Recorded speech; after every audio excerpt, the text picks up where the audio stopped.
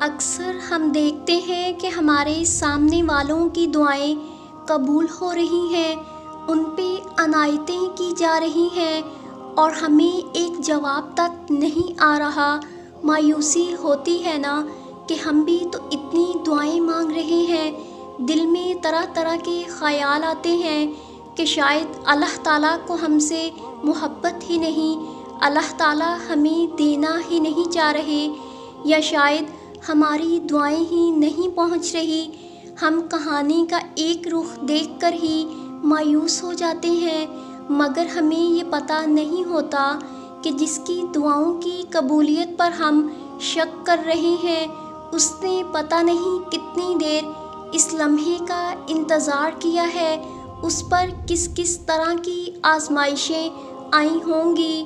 آزمائش آنے کا مقصد اللہ تعالیٰ کو بھی ہم سے یہی مطلوب ہے کہ ہم اسے یاد کریں، ہم اس سے محبت کریں، ہم اسے بار بار بلائیں، اس کے پاس جائیں۔ مگر مسئلہ پتہ کیا ہے، ہم انسان اس کے پاس جاتے ہی تب ہیں جب دنیا ہمیں توڑ چکی ہوتی ہے، جب ہمارے اوپر کوئی مشکل ہوتی ہے۔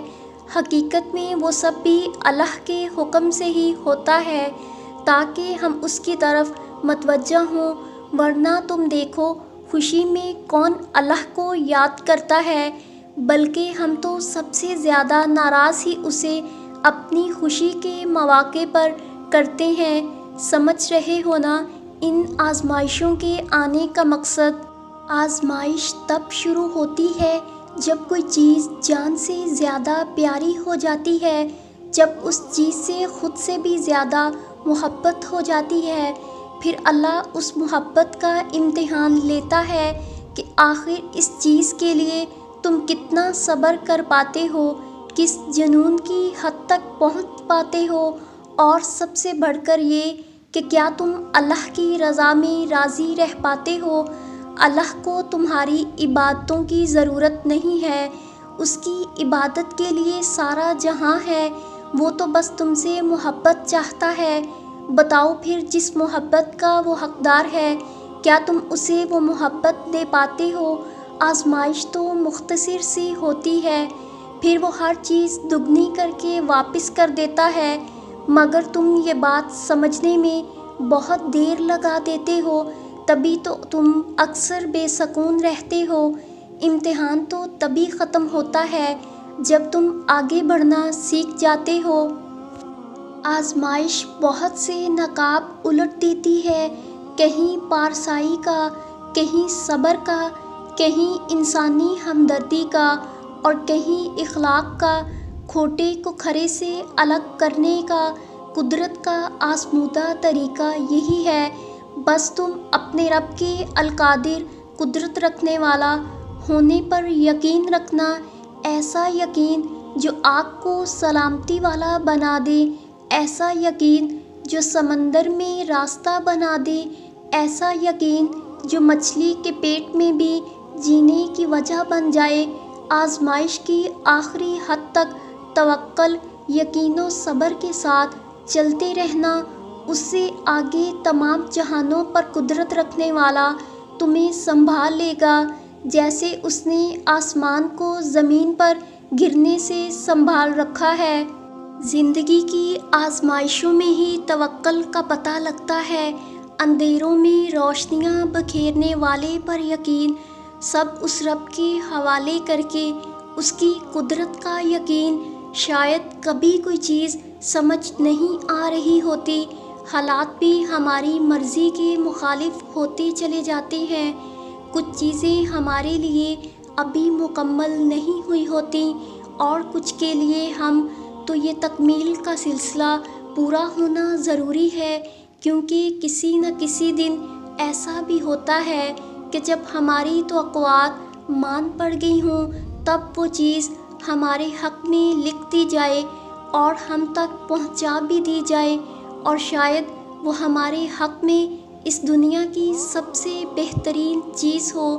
تو بس یقین رکھنا اپنے رب پر کہ جو آسمان کو قوس قزح سے سجا سکتا ہے، تو تمہاری زندگی میں بھی رنگ بھر سکتا ہے۔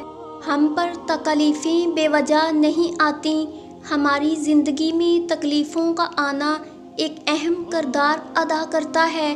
جب ہم خوش ہوتے ہیں نہ تو ہم اللہ کو یاد کرتے ہیں اور نہ ہی ہمیں اچھے برے کام کا پتہ چلتا ہے، تو جب اللہ ہمیں تکلیفوں میں مبتلا کرتا ہے تو ہم انسان کو سب چیزیں بہت قریب سے محسوس ہوتی ہیں اور سب چیزوں کی سمجھ آنے لگتی ہے۔